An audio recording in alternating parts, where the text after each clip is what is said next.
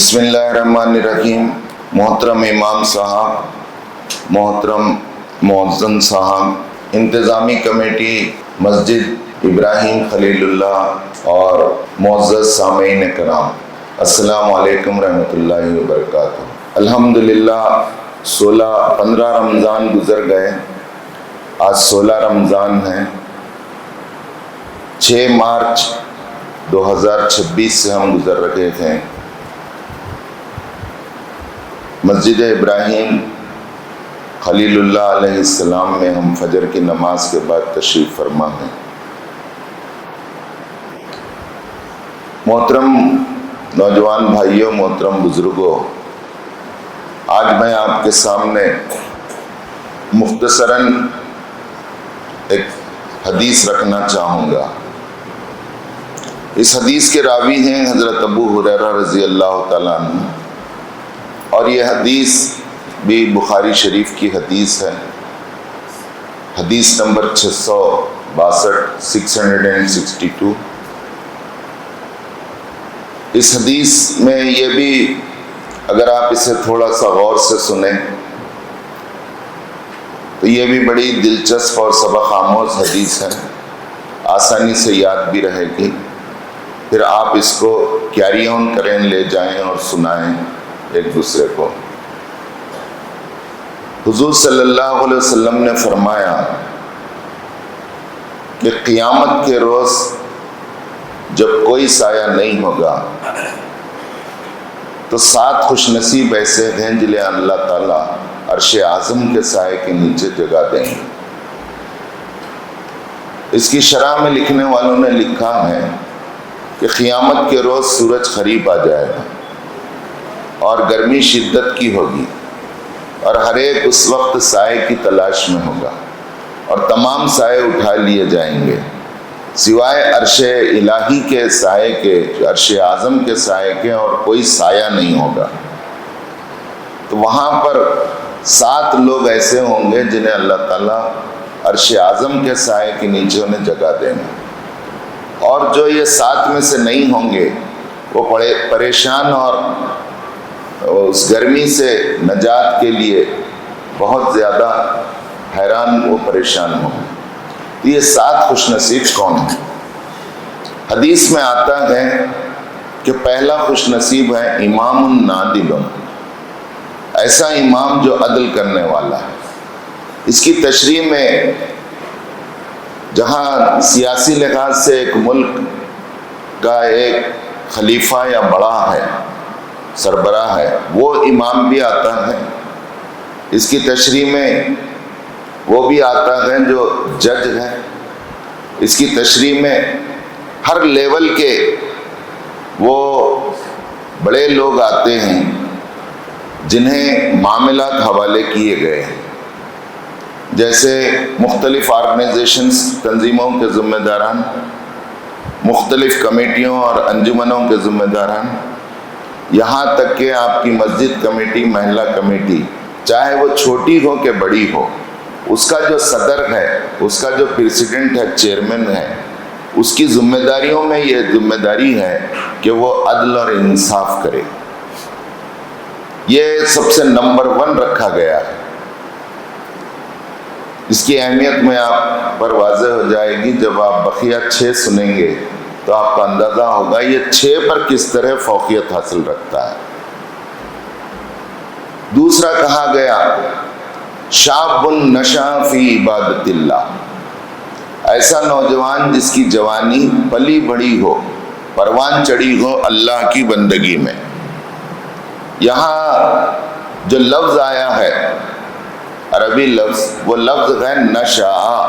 نشأ ایک ایسے پودے کی نشو نما کو کہا جاتا ہے جو بہت تیزی سے پروان چڑھتا ہے۔ جب اسے پانی، ہوا، روشنی سب مل جاتی ہے اور ایک سازگار ماحول ملتا ہے تو وہ گدراتا ہے اور خوب نشو نما پاتا ہے۔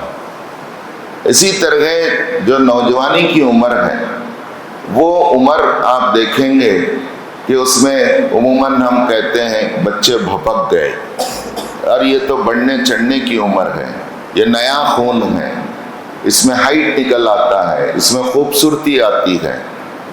یہ پیریڈ اس کا عموماً لوگ نظر انداز بھی کرتے ہیں، خود وہ بچہ بھی نظر انداز کرتا ہے، وہ بھی سوچتا ہے اور سماج بھی سوچتا ہے یہ تو اس کے چہکنے مہکنے کی عمر ہے، اس کی تو چل جائے گا اس کی عمر میں، چاہے یہ کچھ بھی کر لے، دوستوں کے ساتھ رات دن گزار لے، کوئی گرل فرینڈ رکھ لے اور کچھ کام کر لے، یہ سب ممکنات میں سے اسے کرنا چاہیے، اس کی عمر ہے. لیکن یہاں خاص بات بتائی جا رہی ہے، شاب نشا فی عبادت اللہ، نہیں چل جائے گا نہیں. یہ نوجوان شعوری طور پر علم رکھ کر پوری نوجوانی ایسی گزارے کہ اس کی گویا کہ نوجوانی پروان چڑھی ہو اللہ کی بندگی میں. بہت سے شاعروں کے گیت بھی ہیں، وہ جوانی نہیں جس کی کوئی کہانی نہ ہو. لیکن وہ خوش قسمت نوجوان ہیں جن کی جوانی کی کہانیاں تو ہوں لیکن لو اسٹوریوں کی کہانی سے ان کی جوانیاں بھرے ہوئی نہ ہوں، دھوکہ دہی اور ٹھٹے اور مذاق اور لوگوں کو ستانے سے ان کی جوانی بھری ہوئی نہ ہو، بلکہ ان کی جوانی کی سکسیس اسٹوریز اللہ کی بندگی سے بھری ہو. تو کہا جا رہا ہے کہ یہ وہ نوجوان ہیں جس کی عبادت سے مراد ہے خالی نماز روزہ نہیں ہے، فی عبادت اللہ، عبادت سے مراد ہے خدا کی مرضی کے مطابق وہ چل پڑا. تیسرا کہا جا رہا ہے وَرَجُلٌ اِخْتَدَى بِيُوسُفَ عَلَيْهِ الصَّلَاةُ وَالسَّلَامُ فِي الْعِفَّةِ وَالْأَمَانَةِ. ایک ایسا نوجوان جس کی بھرپور جوانی ہے اور اسے اس سے زیادہ مال اور نسب رکھنے والی، مقام رکھنے والی ایک عورت نے اسے برائی کی دعوت دی ہو اور اس نے کہا ہو کہ میں یہ برائی نہیں کر سکتا. ذرا اندازہ کیجئے جو بات کہی جا رہی ہے کہ ایک نوجوان ہے جس کی بھری ہوئی جوانی ہے اور اس کی جوانی پر سیکس اپیلنگ ہے، اور اس کے مقابل میں ایک عورت جو اس سے زیادہ مقام اور منصب رکھتی ہو اور پیسہ رکھتی ہو اور اسے بلا رہی ہو کہ ہم برائی کریں تو اس برائی سے اسی طرح پناہ میں آ جائے، دور ہو جائے جیسے یوسف علیہ السلام ہوئے تھے. حدیث کے الفاظ ہیں وَرَجُلٍ اِخْتَدَى بِيُوسُفَ عَلَيْهِ الصَّلَاةُ وَالسَّلَامُ. ایسا نوجوان جو اقتدا کرے، جو اتباع کرے، جو پیروی کرے، کس کی؟ یوسف علیہ السلام کی، فِي الْعِفَّةِ وَالْأَمَانَةِ، عفت اور پاک دامنی میں. وہاں کیا ہوا تھا میں شارٹ میں آپ کو یاد دلا دوں کہ ایک مصر کے بازار سے خریدے ہوئے غلام یوسف علیہ السلام خوبصورتی کے بنیاد پر خریدے گئے، عزیز مصر نے خریدا. اس عزیز مصر کے جو وہاں کے پاشا تھے ان کے گھر میں یہ غلام کی حیثیت سے اس غلام کو بلا رہی ہے عزیز مصر کی بیوی. تو دیکھیے آپ اندازہ کیجئے ایک نوکر کو بلا رہی ہے ملکہ، تو کیا وہ نوکر کے قسمت بر نہ آئے؟ کیا وہ خوش نہ ہو جائے کہ ارے یہ تو میرا کتنا اچھا انتظام ہو گیا، یہ ایسا چانس کہاں ملتا ہے. 13واں پارہ کہتا ہے وَمَا أُبَرِّئُ النَّفْسَ إِنَّ النَّفْسَ لَأَمَّارَةٌ بِالسُّوءِ. پورا سورہ یوسف ہے جو 12ویں پارے سے شروع ہوتا ہے 13ویں پارے پہ ختم ہوتا ہے، اور وہ کہتے ہیں کہ قال معاذ اللہ، اے عزیز مصر کی بیوی مجھ سے یہ نہیں ہو سکتا، میں اللہ کی پناہ چاہتا ہوں. دھمکیاں دی گئیں کہ اگر تم یہ پیشکش کو قبول نہیں کرو گے تو تمہیں قید کر دیا جائے گا، جھوٹے الزامات لگا کر تمہارے اوپر مقدمات چلائے جائیں گے. کہا کہ یہ منظور ہے، لیکن ایک قدم بھی، ایک ہاتھ بھی برائی کی طرف نہیں بڑھ سکتا. کیا منظر ہے، کیا مقام ہے، کیا مثال دی گئی ہے، آپ اندازہ لگائیے. نتیجے میں اریسٹ ہوتے ہیں، نتیجے میں قید میں جاتے ہیں، لیکن اللہ تعالیٰ چند ہی دنوں میں پوری دنیا پر واضح کر دیتا ہے کہ یوسف علیہ الصلوۃ والسلام یہ پاک دامن ہیں، اور وہ پوری تفصیلات ہیں، آپ سورہ یوسف پڑھیے۔ انکی کنت من الخاطئین، یہ جتنی عورتیں ہیں یہ سب چال باز ہیں، اور حقیقت میں یہی خاطئین ہیں، غلطی کرے سو انہوں ہیں۔ بہرحال تیسرا نوجوان جو بتایا گیا کہ ایک نوجوان جس کی جوانی پروان چڑھی ہے اللہ کی بندگی میں، اس کے بعد پھر یہ تیسرے کی کیٹیگری کیوں رکھی گئی؟ تیسرے کی کیٹیگری اس لیے رکھی گئی، آپ دیکھیں گے ہر ایک اپنی عمر کے جس مرحلے کو پہنچا ہے، آپ پیچھے پلٹ کے دیکھیے، 1 یا 4 قصے ایسے رہتے ہیں جو اس کے عیاشی کے، عاشقی کے، لو اسٹوریاں رہتی ہیں، پھر بھی وہ نماز پڑھتے رہتا ہے۔ تو کہا گیا کہ اس کی نماز، اس کا روزہ، اس کا علم اتنا چھایا ہوا تھا کہ اس کا پورا دامن پاک تھا۔ کیسا پاک تھا؟ جیسا یوسف علیہ السلام۔ آج دنیا آپ کو بلا رہی ہے، بلانے کی شکلیں آج الگ ہیں۔ بہرحال وہ یوسف علیہ السلام کی اتباع کرتے ہوئے اپنی جوانی کو بے داغ رکھے۔ یہ وہ خوش نصیب ہے جب قیامت کے دن کوئی سایہ نہیں ہوگا تو اللہ تعالیٰ عرش اعظم کے سائے کے نیچے جگہ دیں۔ چوتھا خوش نصیب کون ہے؟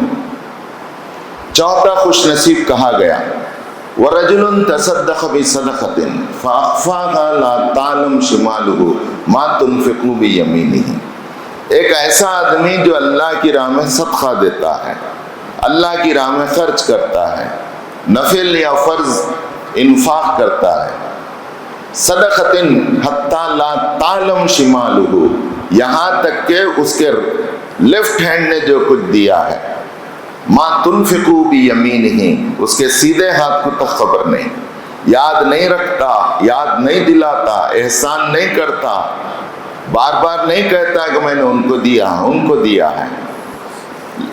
لا تعلم شمالہ، جو کچھ اس کے ایک ہاتھ نے دیا ہے، ما تنفقو بیمینہ، ایک ہاتھ دوسرے ہاتھ کے بازو ہے، اس نے جو کچھ دیا ہے اس کو خبر نہیں، اس نے جو کچھ دیا ہے اس کو خبر نہیں۔ وہ تو دکھانا چاہتا تھا، وہ تو بتانا چاہتا تھا اللہ کو، اور اللہ نے دیکھ لیا، اس کے لیے یہ کافی ہے۔ کوئی اور ہاتھ کو تک بتانا، دوسرے ہاتھ کو اطلاع دینا ضروری نہیں۔ ذرا سا چیک کر لیجیے اپنے انفاق کو، اپنے صدقے اور خیرات کو، اگر وہ قبولیت اور اجر کے درجوں کو پہنچانا چاہتے ہیں آپ، تو اس کے پیچھے یہ اخلاص ہونا چاہیے، اور اخلاص اس حد تک ہونا چاہیے کہ ہم جو کچھ دیں ہم بھول جائیں یا بھلا دیے جائیں، ذکر نہ کریں نہ احسان جتائیں، نہ جس کو دیا جا رہا ہے اسے بتائیں نہ اپنے گھر میں بتائیں، بند مٹھی ایسی کہ جو کچھ دیا اس کا کوئی شمار نہیں۔ پھر پانچواں خوش نصیب بتایا جا رہا ہے رجل قلبہ معلق فی المساجد، ایک ایسا آدمی جس کا دل معلق ہے، لٹکے ہوا ہے، جیسا فین لٹک رہا ہے، لٹکے ہوا ہے فی المساجد، مسجدوں میں۔ یہ نہیں کہا گیا کہ پرٹیکولر مسجد میں، خالی مسجد ابراہیم میں لٹکا گیا ہے، لٹکے ہوا ہے، نہیں، فی المساجد، تمام مسجدوں میں لٹکا ہوا ہے۔ اس کا کیا مطلب ہے؟ اب موہی بھائی فجر کی نماز مسجد ابراہیم میں پڑھے، اب مسجد ابراہیم میں فجر پڑھنے کے بعد اس کو فکر ہے ظہر کی جماعت کی، اور گھر کو جاتا ہے، گھر دور ہے، اپنے کاموں کو جاتا ہے، آفس کو جاتا ہے، دکان کو جاتا ہے، کاروبار پر جاتا ہے، جہاں بھی جائے اس کا پلان ایسا ہوتا ہے کہ ظہر کی نماز میری مسجد میں ادا ہو، چاہے وہ مسجد چدری میں رہن دے، میلور میں رہن دے، خادرہ گراؤنڈ میں رہن دے، کہیں بھی رہن دے۔ ظہر پڑھا تو فکر ہے عصر کی، مسجد میں نماز پڑھنا، عصر پڑھ رہے تو افطار کا پروگرام بنا رہے تو اس کا پورا پلان اس طرح بن رہا ہے، ٹائم ٹیبل، کہ مغرب مسجد میں پڑھنا، مسجد پڑھ رہے، مغرب پڑھ رہے تو عشاء مسجد میں پڑھنا، یہاں تک کہ اس کے سونے کا پورا پروگرام فجر میری مسجد میں ہونا۔ یہ مطلب ہے اس کا جسم تو ہے ہر طرف، بازار میں، دفتر میں، کاروبار میں، کھیتوں میں، الگ الگ محلوں میں وہ پھر رہا ہے، لیکن دل کہاں اٹکے ہوا ہے؟ قلبہ فی المساجد، مسجد میں اٹکے ہوا ہے۔ اللہ کو یہ اتنا پسند ہے کہ ایسے شخص کو اللہ تعالیٰ جب دنیا میں کوئی سایہ نہیں ہوگا تو عرش اعظم کے سائے کے نیچے جگہ دیں گے۔ میں ذرا تھوڑا سا غور کیا، یہ ہے نمبر کے لحاظ سے 5ویں چیز۔ کیا اللہ کے رسول اس کو 1 2 نہیں رکھ سکتے تھے؟ نماز کی اہمیت تو اس سے اندازہ ہو رہا ہے کہ اس سے بھی بلند ترین کام پہلے 4 ہیں۔ عدل و انصاف کوئی معمولی کام نہیں ہے، وہاں آ جاتی ہے رشتہ داری، وہاں آ جاتی ہے برادری، وہاں آ جاتا ہے پیسہ، وہاں آ جاتا ہے ڈر اور خوف، وہاں آ جاتا ہے محلے داری، وہاں آ جاتی ہے پڑوسی، وہاں آ جاتا ہے گاؤں والا۔ کہاں سے انصاف ہوتا ہے؟ سب سے نمبر 1 چیز، آدمی کسی کا خیال نہیں، اللہ سے ڈر کر عدل و انصاف کرے۔ اس کے بعد دوسری نمبر 1 چیز، عمر کے ہر مرحلے میں اللہ کی بندگی میں رہے، وہ بندگی سے ایک لمحے کے لیے آزاد نہ ہو یہاں تک کہ اس کی بھرپور جوانی۔ نمبر تیسری چیز، پوری جوانی میں بھی جو اصل اس کا ایسنس اور کریم ہے، اس جوانی کا کریم، اس کا وہ کیریکٹر ہے، اعلیٰ کیریکٹر، جو عفت اور امانت ہے، اس کی پاک دامنی ہے، اور اس کے لیے رول ماڈل ہے یوسف علیہ السلام۔ چوتھی چیز اس کا وہ اخلاص ہے جو انفاق کے تئیں ایک مثال ہے، اور بھی عمل بھی اس سے وابستہ ہو سکتے ہیں، صرف اور صرف اللہ کی رضا کے لیے اس نے کیا ہے۔ 5ویں نمبر پر کہا جا رہا ہے وہ نمازی، جو ایک نماز ایک مسجد میں پڑھے تو 4 نمازاں مسجد میں پڑھنے کا وہ پلان کرے، گویا وہ مسجد سے باہر ہے لیکن اس کا دل مسجدوں میں لٹکا ہوا۔ چھٹے 2 دوست ہیں، ذرا غور سے سنیے۔ رجلانی تحابا فی اللہ اجتمع علیہ وتفرق علیہ، 2 ایسے ملنے والے دوست ہیں، رجلانی تحابا فی اللہ، جو اللہ کی محبت میں جمع ہو جائیں، ملاقات کریں۔ اجتمع علیہ، اسی محبت پر وہ مل بیٹھیں، وتفرق علیہ، اور اسی محبت پر وہ جدا ہو جائیں۔ کیا مطلب ہے اس کا؟ اس کا مطلب ہے ہم کہیں جا رہے ہیں، گاڑی اسٹارٹ کر رہے ہیں، کہاں جا رہے ہیں؟ پیسے لانے جا رہا ہوں۔ کہاں جا رہے ہیں؟ مال لانے جا رہا ہوں۔ کہاں جا رہے ہیں؟ 1000 کے 1600 بنانے جا رہا ہوں۔ کہاں جا رہے ہیں؟ فلاں کام سے جا رہا ہوں۔ ارے بہت دانشمند آدمی ہے، بیکار ایک چکر نہیں ہے تو کہیں کو کروں گا بھائی، کیا دیوانہ ہو؟ کیا بھی کام رہا، فائدہ رہا تو میں جاؤں گا، نہیں کہیں کو جاؤں گا کس سے ملنے؟ پورے چیزوں کو اللہ تعالیٰ بازو ہٹا رہے ہیں۔ اللہ کے رسول کہہ رہے گئے 2 ملنے والے ایسے گئے، رجلانی تحابا فی اللہ، جو اللہ کی محبت میں ایک دوسرے سے ملنے کے لیے گھر سے نکلتے ہیں۔ کہاں جا رہے ہیں؟ نہیں فلاں صاحب کی عیادت کرنے جا رہا ہوں اللہ کے واسطے، فلاں صاحب کی خیر خیریت لینے جا رہا ہوں اللہ کے واسطے، فلاں صاحب کن جا رہا ہوں اس لیے کہ دین کا کام کرنا ہے اور ہمارے کو ان کو ایک ذمہ داری دی گئی ہے، ہم دونوں مل کے ایک کام کرنا ہے۔ کبھی تو سوچیں زندگی میں، کبھی ایک سیلف، ایک گاڑی کی کیک اس کے لیے بھی ماری گئی ہے، مل رہے ہیں اسی کام کے لیے، اور یہ جب کام ہو جائے تو کہہ رہے ہیں کہ اب میں چلتا ہوں، پھر انشاءاللہ اسی کام کے لیے ہم ملیں۔ جدا ہو رہی ہیں اسی کام کی بنیاد پر، جمع ہو رہی ہیں اسی کام کے بنیاد، اور بیچ میں جو چیز ملا رہی ہے اور جدا کر رہی ہے وہ نہ مال ہے، نہ دنیا ہے، نہ اور کوئی کام ہے، وہ ہے اللہ کی محبت، اللہ کی محبت۔ تو کہا جا رہا ہے یہ پورے 7 میں خاص بات یہ ہے، ایک ایک آدمی کا ذکر ہے، اور یہی چھٹی صفت ہے جس میں 2 آدمیوں کا ذکر ہے۔ تو اس سے ایک نیا نقطہ یہ نکلتا ہے، جیسا دنیا میں انہوں اللہ کی محبت میں ملتے تھے، اللہ ان کی محبت کو باقی رکھے، ان کی دوستی کو، کل قیامت کے دن عرش کے سائے میں ان دونوں کو ملائے گا۔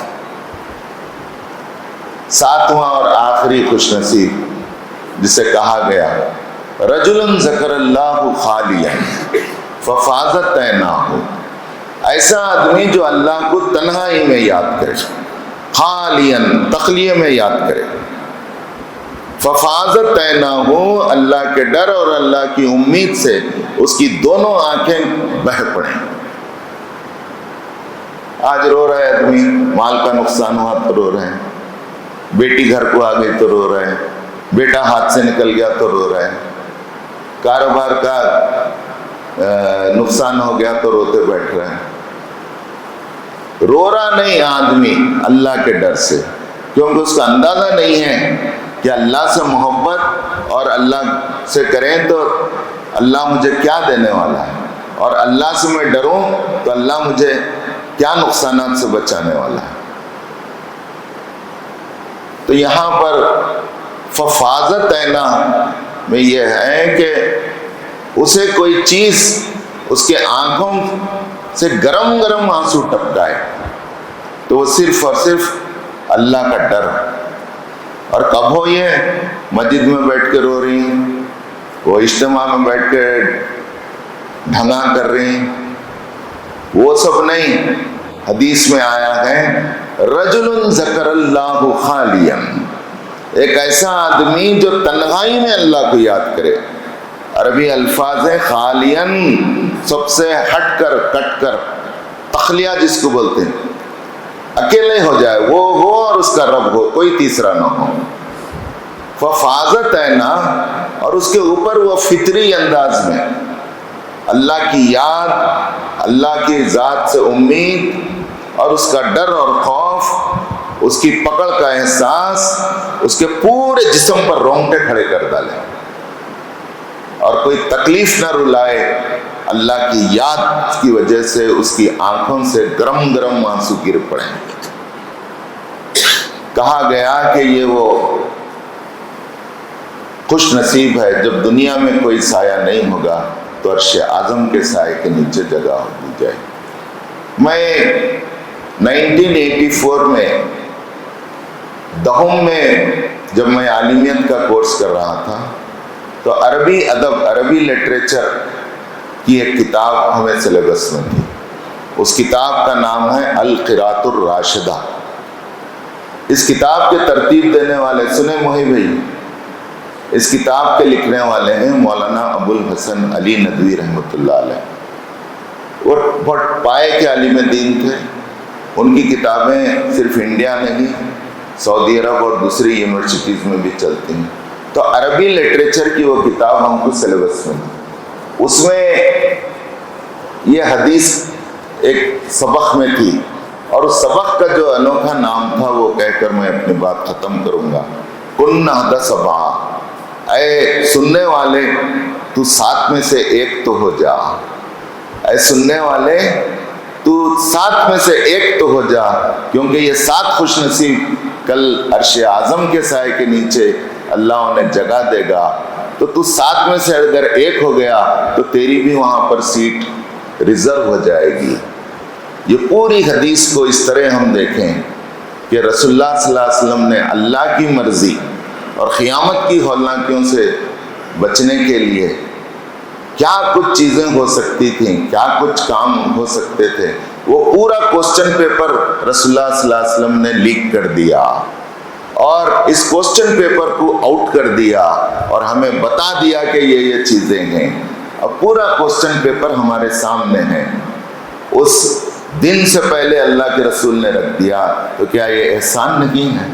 اس کوسچن پیپر کو سامنے رکھ کے اگر کوئی طالب علم آنے والے ایگزام کے وقت سے پہلے تیاری نہیں کرے تو اس سے بڑھ کر نادان کون ہوگا؟ آئیے اللہ سے دعا کریں کہ اللہ تعالی ہمیں ان 7 خوش نصیبوں میں شامل فرما۔ وآخر دعوانا ان الحمد للہ رب العالمین۔